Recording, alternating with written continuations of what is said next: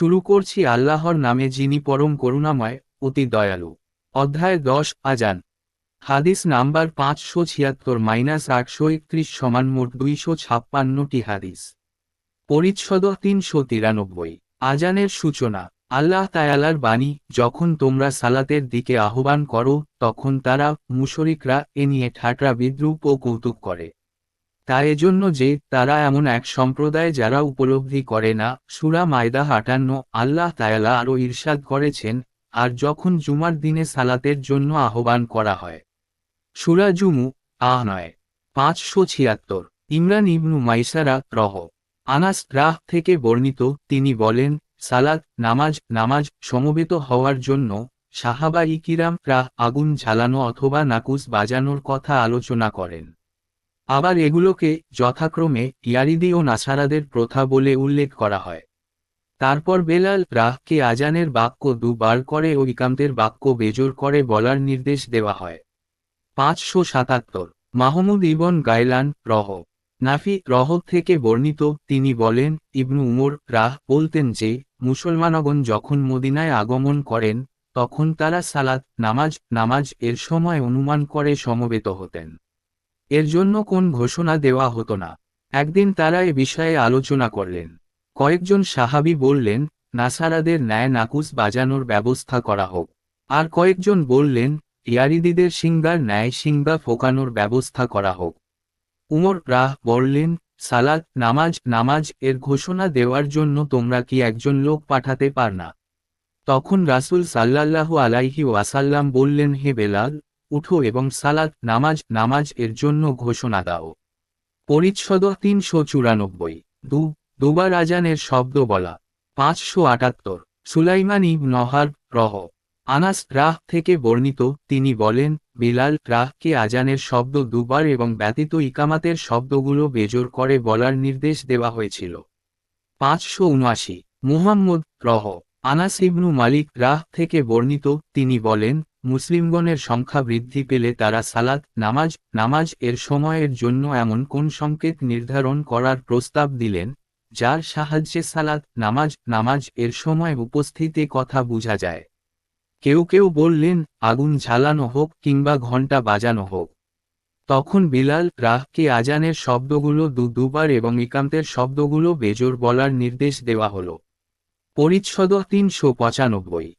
কামাতিস সালাতু ব্যতীতি ইকামাতের শব্দগুলো একবার করে বলা। 580। আলী ইবনু আবদুল্লাহ আনাস থেকে বর্ণিত, তিনি বলেন, বিলাল কে আজানের বাক্যগুলো দুবার এবং ইকামতের শব্দগুলো বেজোর বলার নির্দেশ দেওয়া হলো। ইসমাইল বলেন, আমি এ হাদিস আইয়ুবের নিকট বর্ণনা করলে তিনি বলেন, তবে কামাতিস সালাত ব্যতীত। পরিচ্ছদ 396। আজানের ফয়লত। 581।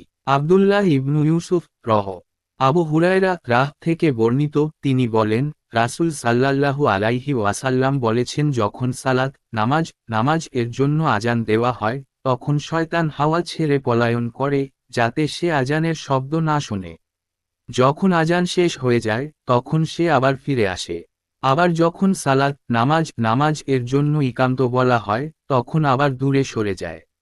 ইকান্ত শেষ হলে সে পুনরায় ফিরে এসে লোকের মনে কুমন্ত্রণা দেয় এবং বলে, এটা স্মরণ কর, ওটা স্মরণ কর, মিশ্রিত বিষয়গুলো সে স্মরণ করিয়ে দেয়।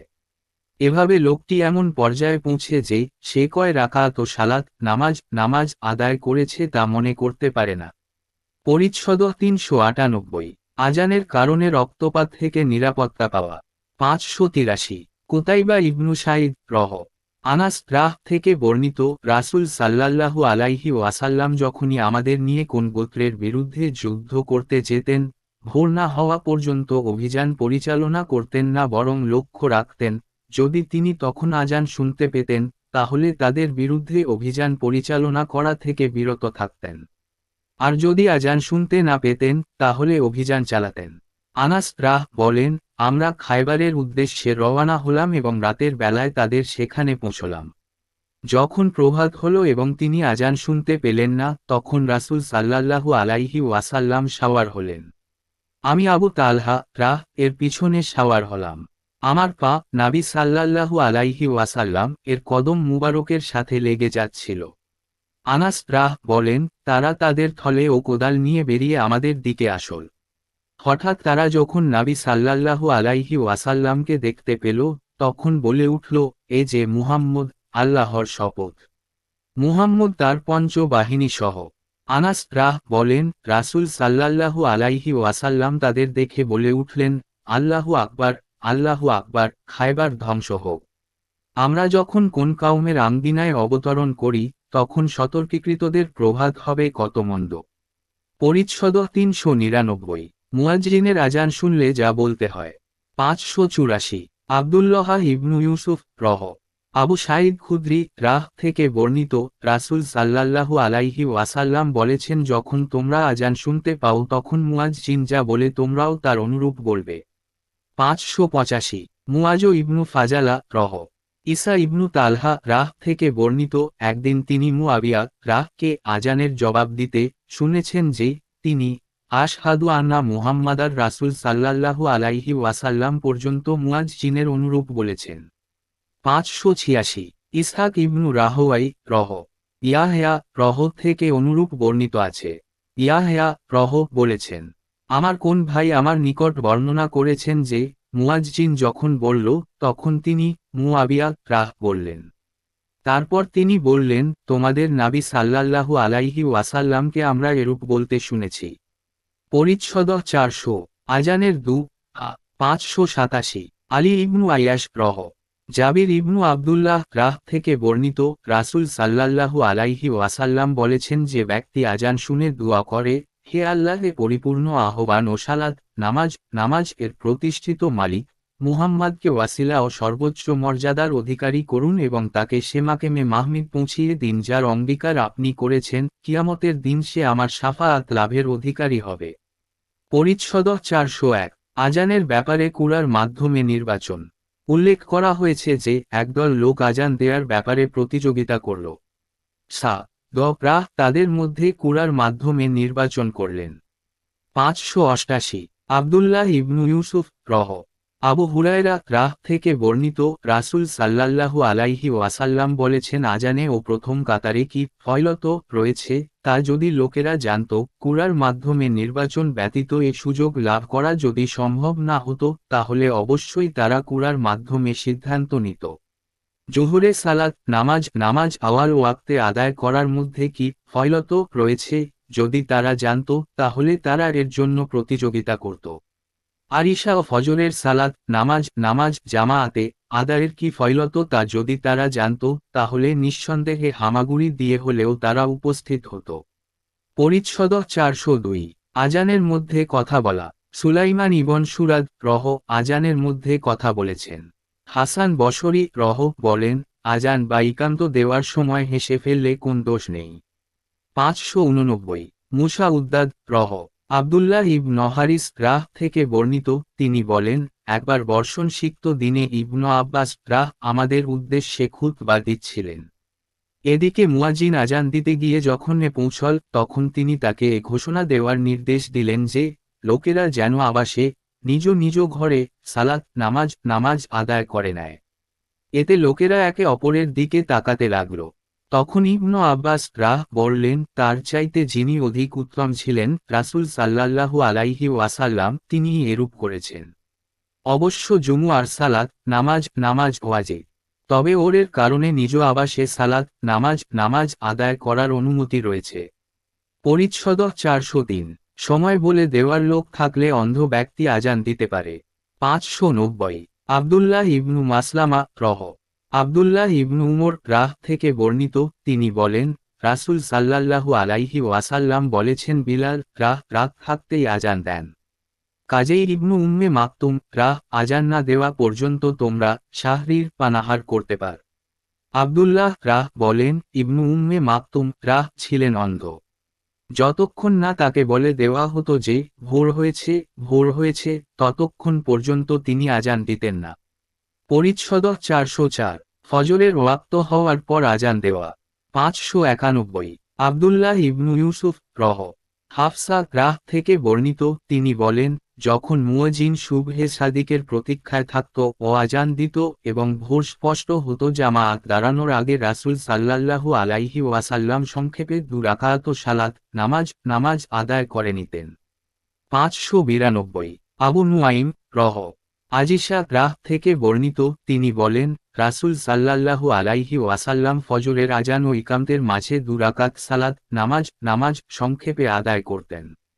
593 আব্দুল্লাহ ইবনু ইউসুফ রহ আব্দুল্লাহ ইবনু উমর রাহ থেকে বর্ণিত, রাসূল সাল্লাল্লাহু আলাইহি ওয়াসাল্লাম বলেছেন, বিলাল রাত থাকতে আজান দিয়ে থাকেন, কাজেই তোমরা শাহরি পানাহার করতে থাক যতক্ষণ না ইবনু উম্মে মাকতুম আজান দেন।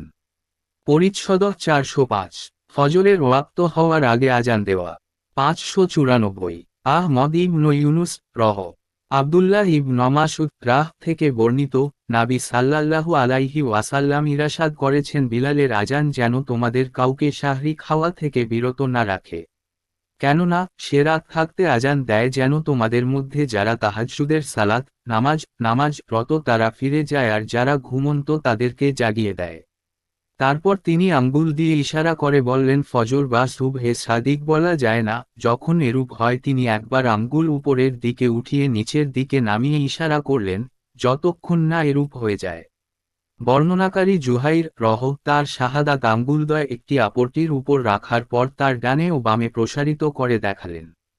595 ইসহাক ইউসুফ ইবনু ইসা রহ আইশা রাহ সূত্রে নাবী সাল্লাল্লাহু আলাইহি ওয়াসাল্লাম থেকে বর্ণিত, তিনি বলেন, বিলাল রাত থাকতে আজান দিয়ে থাকেন, কাজেই ইবনু উম্মে মাকতুম যতক্ষণ আজান না দেয় ততক্ষণ তোমরা পানাহার করতে পার।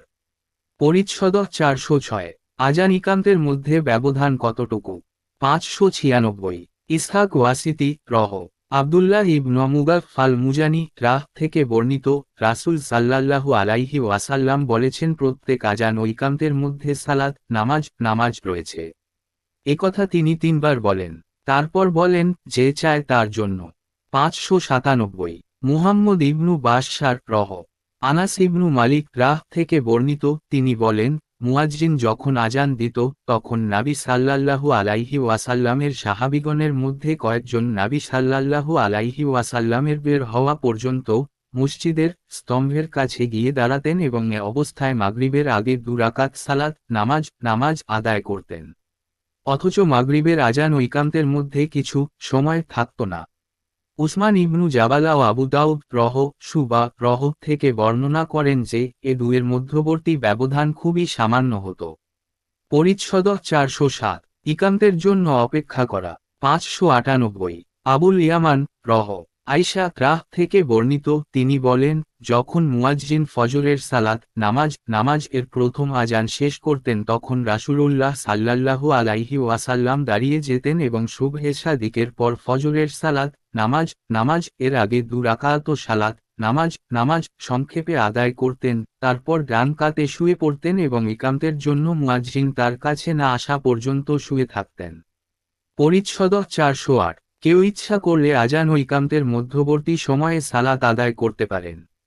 599 আব্দুল্লাহ ইবনু ইয়াজিদ রহ আব্দুল্লাহ ইবনু মুগাফফাল রাহ থেকে বর্ণিত, তিনি বলেন, নাবী সাল্লাল্লাহু আলাইহি ওয়াসাল্লাম বলেছেন, প্রত্যেক আজান ও ইকামতের মধ্যবর্তী সময়ে সালাত নামাজ আদায় করা যায়। প্রত্যেক আজান ও ইকামতের মধ্যবর্তী সময়ে সালাত নামাজ আদায় করা যায়। তৃতীয়বার একথা বলার পর তিনি বলেন, যে ব্যক্তি ইচ্ছা করে। পরিচ্ছদ 409 সফরে এক মুয়াজ্জিন যেন আজান দেয়। 600 মুআল্লা ইবনু আসাদ রহ মালিক ইবনু হুয়াইরিস রাহ থেকে বর্ণিত, তিনি বলেন, আমি আমার গোত্রের কয়েকজন লোকের সঙ্গে নাবী সাল্লাল্লাহু আলাইহি ওয়াসাল্লামের কাছে এলাম এবং আমরা তার নিকট 20 রাত অবস্থান করলাম। রাসূলুল্লাহ সাল্লাল্লাহু আলাইহি ওয়াসাল্লাম অত্যন্ত দয়ালু ও বন্ধু বৎসল ছিলেন। তিনি যখন আমাদের মধ্যে নিজ পরিজনের কাছে ফিরে যাওয়ার আগ্রহ লক্ষ্য করলেন, তখন তিনি আমাদের বললেন, তোমরা পরিজনের কাছে ফিরে যাও এবং তাদের মধ্যে বসবাস কর, আর তাদের দ্বীন শিক্ষা দিবে এবং সালাত নামাজ আদায় করবে। যখন সালাত নামাজ এর সময় উপস্থিত হয় তখন তোমাদের একজন আজান দিবে এবং তোমাদের মধ্যে যে ব্যক্তি বয়সে বড় সে ইমামতি করবে। পরিচ্ছদ 410 মুসাফিরদের জামা আত হলে আজান ও আকান্ত দেওয়া, আরাফা ও মুদালিফার হুকুমও অনুরূপ। প্রচণ্ড শীতের রাতে ও বৃষ্টির সময় মুয়াজ্জিনের এ মর্মে ঘোষণা করা যে, আবাসস্থলী সালাত। 601 মুসলিম ইবনু ইব্রাহিম আবু জার রাহ থেকে বর্ণিত, তিনি বলেন, আমরা এক সফরে নাবী সাল্লাল্লাহু আলাইহি ওয়াসাল্লামের সঙ্গে ছিলাম। মুয়াজ্জিন আজান দিতে চাইলে তিনি বললেন, ঠান্ডা হতে দাও। কিছুক্ষণ পর মুয়াজ্জিন আবার আজান দিতে চাইলে তিনি বললেন, ঠান্ডা হতে দাও। তারপর সে আবার আজান দিতে চাইলে তিনি বললেন, ঠান্ডা হতে দাও। এভাবে বিলম্ব করতে করতে টিলাগুলোর ছায়া তার সমান হয়ে গেল। পরে বললেন, উত্তাপের তীব্রতা জাহান্নামের নিঃশ্বাসের ফল। 602 মুহাম্মদ ইবনু ইউসুফ মালিক ইবনু হুয়াইরিস রাহ থেকে বর্ণিত, তিনি বলেন, দুজন লোক সফরে যাওয়ার ইচ্ছা ব্যক্ত করার জন্য নাবী সাল্লাল্লাহু আলাইহি ওয়াসাল্লামের কাছে এল। নাবী সাল্লাল্লাহু আলাইহি ওয়াসাল্লাম তাদের বললেন, তোমরা উভয় যখন সফরে বেরুবে, সালাত নামাজ এর সময় হলে তখন আজান দিবে, এরপর ইকান্ত দিবে এবং তোমাদের উভয়ের মধ্যে যে বয়সে বড় সে ইমামতি করবে। 603 মুহাম্মদ ইবনু মুসান্না মালিক রাহ থেকে বর্ণিত, তিনি বলেন, আমরা সমবয়সী একদল যুবক নাবী সাল্লাল্লাহু আলাইহি ওয়াসাল্লামের কাছে হাজির হলাম। 20 দিন ও 20 রাত আমরা তার নিকট অবস্থান করলাম। রাসূল সাল্লাল্লাহু আলাইহি ওয়াসাল্লাম অত্যন্ত দয়ালু ও নম্র স্বভাবের লোক ছিলেন। তিনি যখন বুঝতে পারলেন যে আমরা আমাদের পরিজনের কাছে ফিরে যেতে চাই বা ফিরে যাওয়ার জন্য উৎসুক হয়ে পড়েছি, তখন তিনি আমাদের জিজ্ঞাসা করলেন, আমরা আমাদের পিছনে কাদের রেখে এসেছি। আমরা তাকে জানালাম। তারপর তিনি বললেন, তোমরা তোমাদের পরিজনের কাছে ফিরে যাও এবং তাদের মধ্যে বসবাস কর, আর তাদের দ্বীন শিক্ষা দাও এবং সৎ কাজের নির্দেশ দাও। বর্ণনাকারী বলেন, মালিক রাহ আরও কয়েকটি বিষয়ে উল্লেখ করেছিলেন যা আমার মনে আছে বা মনে নেই। তারপর নাবী সাল্লাল্লাহু আলাইহি ওয়াসাল্লাম বলেছিলেন, তোমরা আমাকে যেভাবে সালাত নামাজ আদায় করতে দেখেছ সেভাবে সালাত নামাজ আদায় করবে। সালাত নামাজ এর সময় উপস্থিত হলে তোমাদের একজন যেন আজান দেয় এবং তোমাদের মধ্যে যে ব্যক্তি বয়সে বড় সে যেন তোমাদের ইমামতি করে। 604 মুসাদ্দাদ নাফি থেকে বর্ণিত, তিনি বলেন, প্রচণ্ড এক শীতের রাতে ইবনু উমর জাজনান নামক স্থানে আজান দিলেন। এরপর তিনি ঘোষণা করলেন, তোমরা আবাসস্থলেই সালাত নামাজ আদায় করে নাও। পরে তিনি আমাদের জানালেন যে রাসূল সাল্লাল্লাহু আলাইহি ওয়াসাল্লাম সফরের অবস্থায় বৃষ্টি অথবা প্রচণ্ড শীতের রাতে মুয়াজ্জিনকে আজান দিতে বললেন এবং সাথে সাথে একথাও ঘোষণা করতে বললেন যে তোমরা আবাসে সালাত নামাজ আদায় করে নাও। 605 ইসহাক আবু জুহাইফা থেকে বর্ণিত, তিনি বলেন, একবার রাসূল সাল্লাল্লাহু আলাইহি ওয়াসাল্লামকে আবতাহ নামক স্থানে দেখলাম। বিলাল একটি বর্শা নিয়ে বেরুলেন। অবশেষ আবতাহে রাসূল সাল্লাল্লাহু আলাইহি ওয়াসাল্লামের সামনে তা পুঁতে দিলেন। এরপর সালাত নামাজ এর ইকান্ত দিলেন। পরিচ্ছদ 411 মুয়াজ্জিন কি আজানের সময় ডানে বামে মুখ ফিরাবেন এবং এদিক সেদিকে তাকাতে পারবেন? বিলাল থেকে উল্লেখ করা হয় যে তিনি আজানের সময় দু কানে আঙ্গুল রাখতেন না। ইব্রাহিম বলেন, বিনাউতে আজানে কোন দোষ নেই। আতা বলেন, আজানের জন্য ও জরুরি এবং সুন্নাত। আয়েশা বলেন, রাসূলুল্লাহ সাল্লাল্লাহু আলাইহি ওয়াসাল্লাম সর্বক্ষণ আল্লাহর জিকির করতেন। 606 মুহাম্মদ ইবনু ইউসুফ আবু জুহাইফা থেকে বর্ণিত যে তিনি বিলাল কে আজান দিতে দেখেছেন। এরপর তিনি বলেন, তাই আমি তার বিলালের ন্যায় আজানের মাঝে মুখ এদিক সেদিকে ডানে বামে ফিরাই। পরিচ্ছদ 412 আমাদের সালাত ফাওত হয়ে গেছে কারো এরূপ বলা অপছন্দনীয়, বরং আমরা সালাত পাইনি এরূপ বলা উচিত। তবে এ ব্যাপারে নবী করিম সাল্লাল্লাহু আলাইহি ওয়াসাল্লাম যা বলেছেন তাই সঠিক। 607 আব নুআইম আবু কাতাদা থেকে বর্ণিত, তিনি বলেন, একবার আমরা নবী সাল্লাল্লাহু আলাইহি ওয়াসাল্লামের সঙ্গে সালাত নামাজ আদায় করছিলাম। হঠাৎ তিনি লোকদের আগমনের আওয়াজ শুনতে পেলেন। সালাত শেষে তিনি জিজ্ঞাসা করলেন, তোমাদের কি হয়েছিল? তারা বললেন, আমরা সালাত নামাজ এর জন্য তাড়াহুড়া করে আসছিলাম। নবী সাল্লাল্লাহু আলাইহি ওয়াসাল্লাম বললেন, এরূপ করবে না। যখন সালাতে আসবে ধীরস্থিরভাবে আসবে, ইমামের সাথে যতটুকু পাও আদায় করবে, আর যতটুকু ফাউত হয়ে যায় তা ইমামের সালাম ফেরানোর পর পুরা করে নিবে। পরিচ্ছদ 413। সালাতের জামাআত দিকে দৌড়ে আসবে না, বরং শান্তি ও ধীরস্থিরভাবে আসবে। 3 বলেন, তোমরা ইমামের সঙ্গে যতটুকু সালাত পাও তা আদায় করবে, আর তোমাদের যা ছুটে যায় তা ইমামের সালাম ফেরানোর পর পুরা করে নিবে। আবু কাতাদা নবী করিম সাল্লাল্লাহু আলাইহি ওয়াসাল্লাম থেকে এই কথা বর্ণনা করেছেন। 608। আদম আবু হুরায়রা সূত্রে নবী সাল্লাল্লাহু আলাইহি ওয়াসাল্লাম থেকে বর্ণিত, তিনি বলেন, যখন তোমরা ইকামত শুনতে পাবে, তখন সালাত নামাজ এর দিকে চলে আসবে। তোমাদের উচিত ধীরস্থিরতা ও গাম্ভীর্যতা বজায় রাখা। তাড়াহুড়া করবে না। ইমামের সাথে যতটুকু পাও তা আদায় করবে, আর যা ছুটে যায় তা পুরা করে নিবে। পরিচ্ছদ 414। ইকামতের সময় ইমামকে দেখলে লোকেরা কখন দাঁড়াবে। 609। মুসলিম ইবনু ইব্রাহিম আবু কাতাদা থেকে বর্ণিত, তিনি বলেন, রাসূল সাল্লাল্লাহু আলাইহি ওয়াসাল্লাম বলেছেন, সালাত নামাজ এর ইকামাত হলে আমাকে না দেখা পর্যন্ত তোমরা দাঁড়াবে না। পরিচ্ছদ 416। কোন কারণে মসজিদ থেকে বের হওয়া যায় কি। 611। আব্দুল আজিও ইবনু আব্দুল্লাহ আবু হুরায়রা থেকে বর্ণিত, তিনি বলেন, একবার রাসূল সাল্লাল্লাহু আলাইহি ওয়াসাল্লাম আপন পরিচ্ছদ 421। জামাআতে সালাত আদায় করা ওয়াজিব।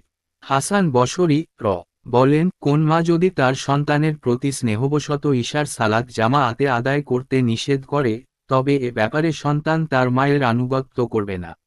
616। আব্দুল্লাহ ইবনু ইউসুফ আবু হুরায়রা থেকে বর্ণিত, তিনি বলেন, রাসূল সাল্লাল্লাহু আলাইহি ওয়াসাল্লাম বলেছেন যে মহান সত্তার হাতে আমার প্রাণ, তার কসম, আমার ইচ্ছা হয় জ্বালানি কাঠ সংগ্রহ করতে আদেশ দেই, তারপর সালাত নামাজ কায়েমের নির্দেশ দেই, এরপর সালাত নামাজ এর আজান দেওয়া হোক, তারপর এক ব্যক্তিকে লোকদের ইমামতি করার নির্দেশ দেই।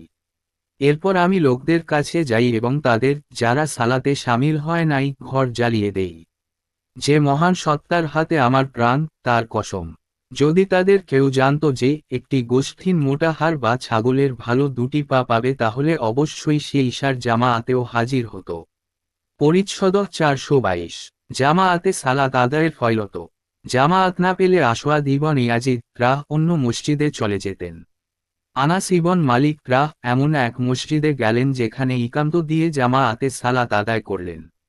617। আব্দুল্লাহ ইবনু ইউসুফ আব্দুল্লাহ ইবনু উমর থেকে বর্ণিত, রাসূল সাল্লাল্লাহু আলাইহি ওয়াসাল্লাম বলেছেন, জামাআতে সালাত নামাজ এর ফয়লত একাকী আদায়কৃত সালাত নামাজ এর থেকে 27 গুণ বেশি। 618। মুসা ইবনু ইসমাইল আবু হুরায়রা থেকে বর্ণিত, তিনি বলেন, রাসূল সাল্লাল্লাহু আলাইহি ওয়াসাল্লাম বলেছেন, কোন ব্যক্তির জামাআতের সাথে সালাত নামাজ এর সওয়াব তার নিজের ঘরে বাজারে আদায়কৃত সালাত নামাজ এর সওয়াব দ্বিগুণ করে 25 গুণ বাড়িয়ে দেয়া হয়। এর কারণে এই যে, সে যখন উত্তমরূপে অজু করল, তারপর একমাত্র সালাত নামাজ এর উদ্দেশ্যে মসজিদে রওয়ানা করল, তখন তার প্রতি কদমের বিনিময়ে একটি মর্তবা বৃদ্ধি করা হয় এবং একটি গুনাহ মাফ করা হয়।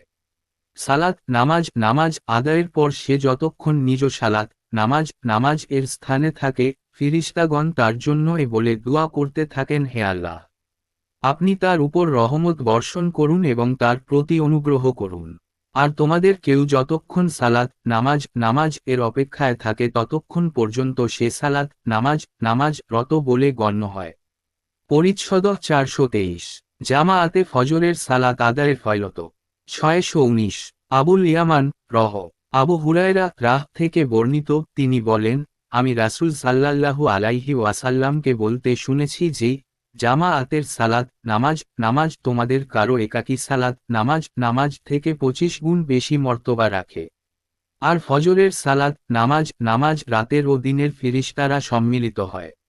তারপর আবু হুরায়রা বলতেন, তোমরা চাইলে এর প্রমাণ স্বরূপ ফজরের সালাতে উপস্থিত হয় ফিরিস্তাগণ এ আয়াত পাঠ কর। শুয়াইব বলেন, আমাকে নাফি আব্দুল্লাহ ইবনু উমর থেকে বর্ণনা করে শুনিয়েছেন যে, জামাআতের সালাত নামাজ একাকী সালাত নামাজ এর থেকে 27 গুণ বেশি মর্তবা রাখে।